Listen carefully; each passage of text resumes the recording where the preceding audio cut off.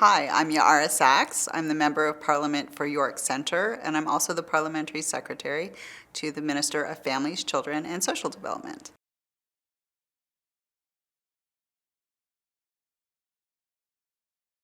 So I've always been involved in politics. I actually worked on my first campaign for a female politician when I was 19, and I know what it means to be involved in politics, to be able to activate change, and I wanted the opportunity to do that as a mom as well for my kids.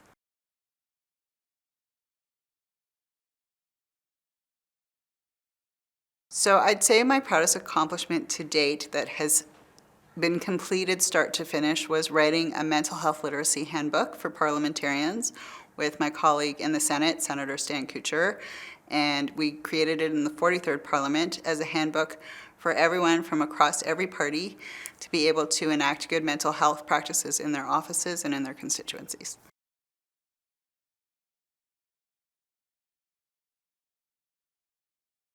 My kids, first and foremost. I have two daughters, and I really feel strongly that we model as parents what we want to see in terms of leadership and stepping up in our kids, and so they encourage me and drive me every day.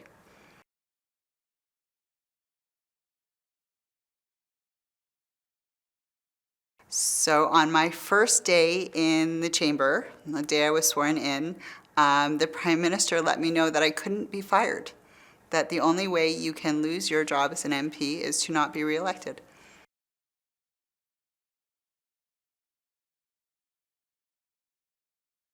We worked recently across party lines on a piece of legislation known as C233, and it was really a proud moment for all of us in the chamber.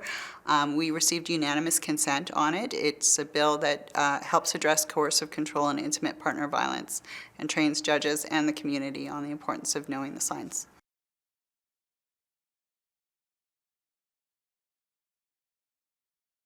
So the biggest challenges to democracy today, I think first and foremost, trust.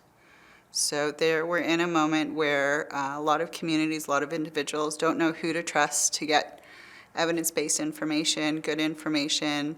Some of that's happening online, some of that's happening in side conversations or even within families and households, and generating trust with our constituents by providing good, solid information to start, but also showing that your actions match your words, and really creating a more respectful dialogue, even with people we don't agree with, is really, really important. So I'd say start with trust, then working on combating disinformation, and then changing the temperature on how we relate to one another, finding that compassion key again.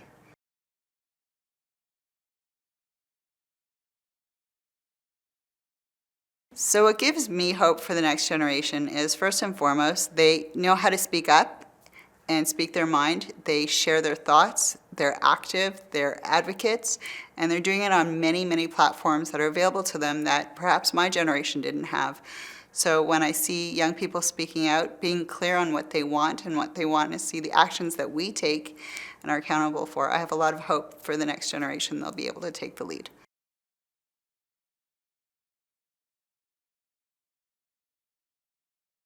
If I were talking to 16-year-old me now, I'd say, one, you don't know everything. Two, slow down and take a breath.